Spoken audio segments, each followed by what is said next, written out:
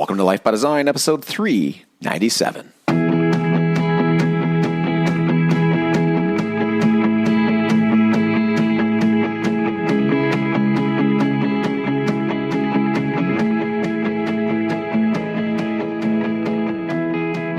Welcome to Life by Design. I'm your host, Dr. Jamie Richards, and I'm joined today by my colleague, Dr. Cratio Jug. Happy to be here as always, and in a different location. Yeah, live from holidays, Cratio. Yeah, I figured, you know what, it's funny. It's, just something to think about for people. I like doing this so much that I like chatting with you so much that I just consider it part of my holiday. I'm like, I get to talk to Jamie. Cool. Yeah, well, I know the next couple of weeks we'll have lots to talk about because you're going to be visiting the Richards Ranch for the next couple of weeks. I like that. Maybe a Nancy will drop by. Who knows? Yeah, maybe. We'll find out. We'll be smoldering. Yes. Inside joke.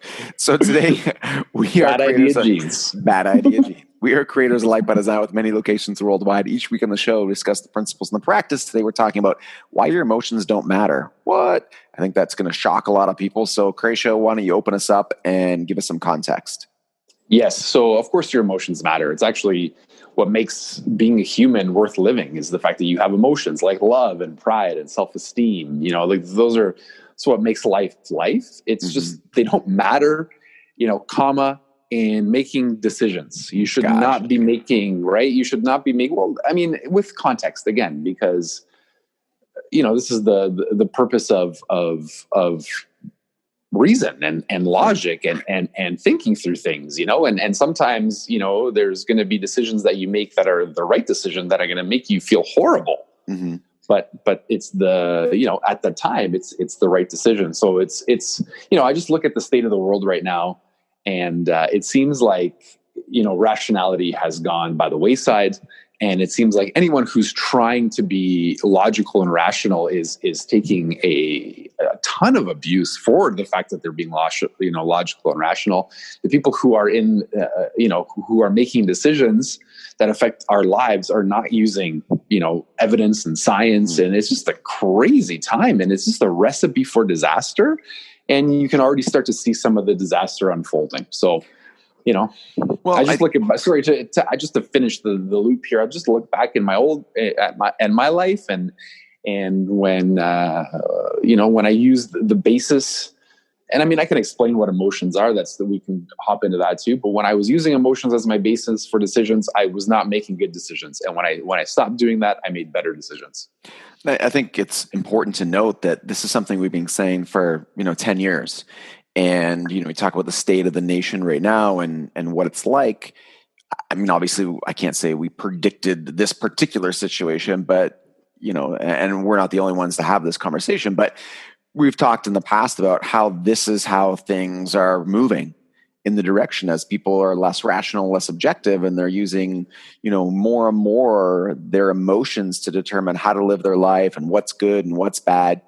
And then you start to see as that continues to escalate and scale up, on a one-by-one basis, sure, it affects that person's life. But when you start to get to this level of scale where, emotions are becoming, the primary determinant really in what it is that we do. This is bad. This is scary. We need to do this. And people are putting rationality, objectivity, and science, I think, by the wayside. And now you can see what kind of damage it's creating. Yeah, I totally agree. There's, I don't know if you want to talk about it, but we could go into some of the specifics of people. Let's talk about what emotions are, right? So I think we have it wrong in the first place. Emotions are results. They're not causes. So, I've experienced this. I know you've experienced this too, and anyone that's gone through the process of developing their rational mind and their logical mind has experienced the same thing. If you're feeling a lot of negative emotions for a reason, right? So like fear, anxiety, for certain things, depression, it tends to be because, there's something that's not happening, or your brain's not getting something that it needs. Emotions are results. So the purpose of your life is for you to live according to your values. And once you understand and you're clear on what those values are and what you need to do to pursue those values, it's really interesting how your emotional state becomes way more predictable and way more enjoyable, versus, people are using, decisions that are going to bring them short-term emotions, but you can't fly from emotion to emotion. And I think that's where we see a lot of, the ups and downs that a lot of people experience. It's because they're trying to do things to elicit a response, right, versus to really try to uncover what their values are, what is important in their life, and I'm not saying this is easy or simple work. It's very complicated, especially since we live in a society and in a culture that would love to tell us what we should be valuing and what we should be thinking.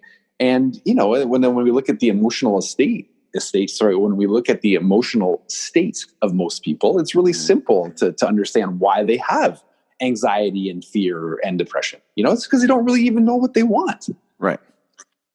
And I think people tend to put a lot of emphasis on their emotions as well, and overvalue them in terms of, their decision-making process, or what they mean, what they don't mean. And of course, when the emotions are ones of joy, we're super excited by that. And, we think that life's great and I'm feeling awesome. And then, when they end up with an emotion that is uncomfortable, whether it be grief or anxiety, depression, and so on, they don't want to experience those. They push those down, and they, I think in many cases they undervalue those as an opportunity to actually look deeper and to figure out why they are feeling that way. It's more of, I feel this way, or in these ways, and I'm going to do everything I can to get away from these feelings. Yeah. So, I think that's an important conversation. I don't think anybody wants to experience, anxiety or grief or fear, but those are, they are what they are. And there's times in your life when that's a normal experience. And, I think you're right. I think looking at my life, there's come a lot of value, not that they were the best times in my life. They were the best times because they got leveraged into something good, but it was when I stopped trying to run away from those emotions and tried to figure out why it was that I was having them that really started to unlock a lot of things in my life. Well, I think you said an important point there, is they are what they are. And in many ways, even though we judge emotions as good and bad, really emotions can be seen as neutral, right? They're simply an effect that comes out of the machine based on, am I doing things that are, aligning with my values and things that I care about? If I am, then generally the machine's going to kick out joy and happiness and, emotions that we would deem positive. And if we're doing things that aren't matching with our values, either predetermined values or ones that are still unconscious to us, then we're going to be feeling those negative emotions, anxiety, depression, grief, and so on. And so I think using them, albeit neutral emotions, using them to figure out, even that simple, I think, formula, Horatio, am I pursuing my values or am I not, is a great starting point for people. Yeah, but okay, so let's just use an example that would have applied Sure. like a couple of years ago, so people understand this. So what's happening right now at GFC is we're expanding our team. We're blessed to take care of a lot of people, and and I know that so my long-term vision and my value is to take, to create a community and to have to take care of a lot of people in the community. So that the pursuit of that makes me happy. So now in the short term, one of the things that has to happen is there's some redecorating that we need to do in the office. We need to create space for another staff member, which means that we have to do some leasehold improvements. It's going to cost a lot of money. Gotcha. 5 years ago, that would have stressed me out, right? The idea that now I'm going to have to pay out of my bank account is going to create a lot of anxiety and fear around the quote unquote loss of money. So I know short term that I'm going to experience those emotions, but I have the long-term vision of what I want, right? Which makes those emotions in that moment tolerable and manageable, because you understand that they're not going to be there forever, and you see the light at the end of the tunnel. But you see the light out of the tunnel at the beginning because you understand that you're going to go through this. If you don't have that long-term vision of where you want to go or where you want your life to end up, and now you're in a mode where you feel anxious and depressed, that's terrifying. Like, right. that's not that's not how I'd want to experience that. And so, are we advising people to try and, change their emotions? So let's say somebody was going through that experience and, they felt the anxiety and the stress right from the start because they hadn't actually clarified a long-term vision or understood their values. What are you saying? Are you saying somebody should try and change their emotional state? Or I know things like neuro-linguistic programming and some of these other techniques are, about changing your state and changing your emotions. And, what would you say to that? Well, I think you kind of answered it. You said they don't know their long-term vision. I would always start with clarity. You really need to get clear on exactly where it is you're going and exactly, what it is that you're doing. And then, I don't know, man, I think that's number one. And I'm starting to realize in the areas of my life where I do have negative emotions, it's because I haven't clarified, right. The end result. And then I think you just become a scientist. I think for me, and again, this is just personal. I'm not advising anyone to do anything. This is just what helped me.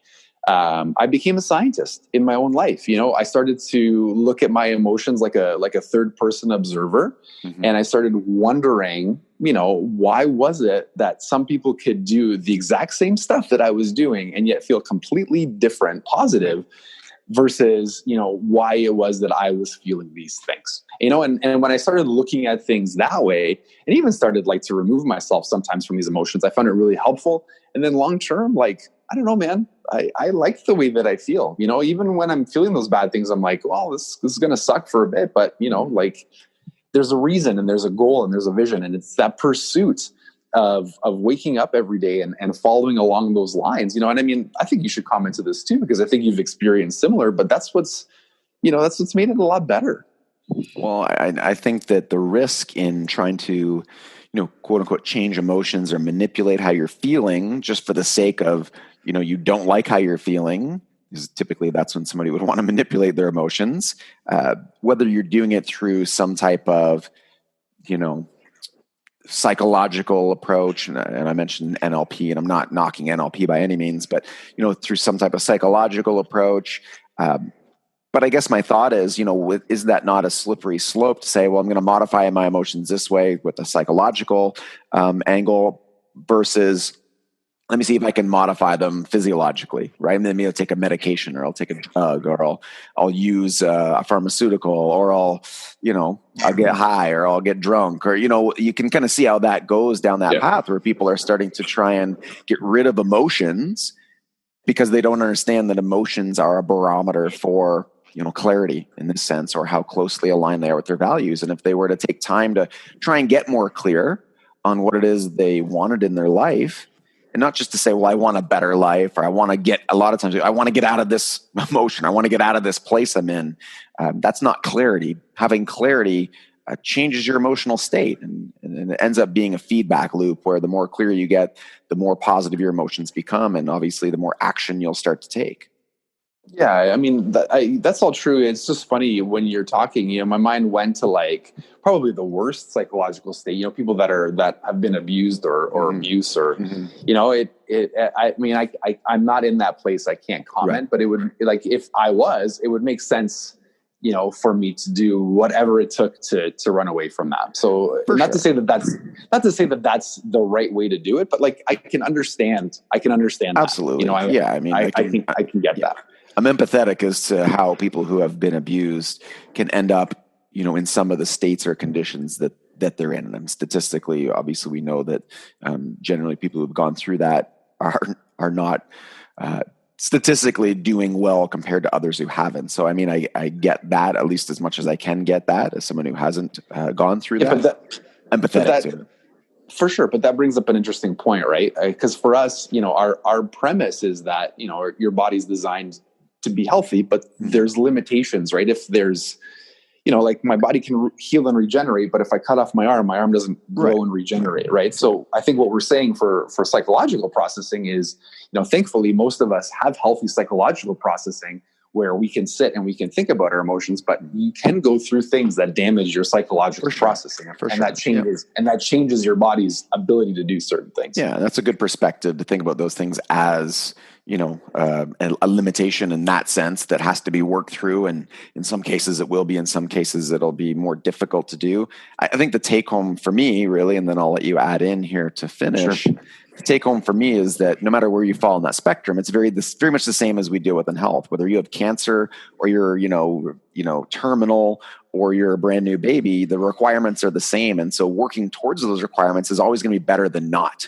And however that shows up is going to be different based on a lot of the other factors. So if someone has cancer, they still should eat a certain way, move a certain way, and work towards those things. And I still think that's the best bet, even if they need to use other interventions to not die.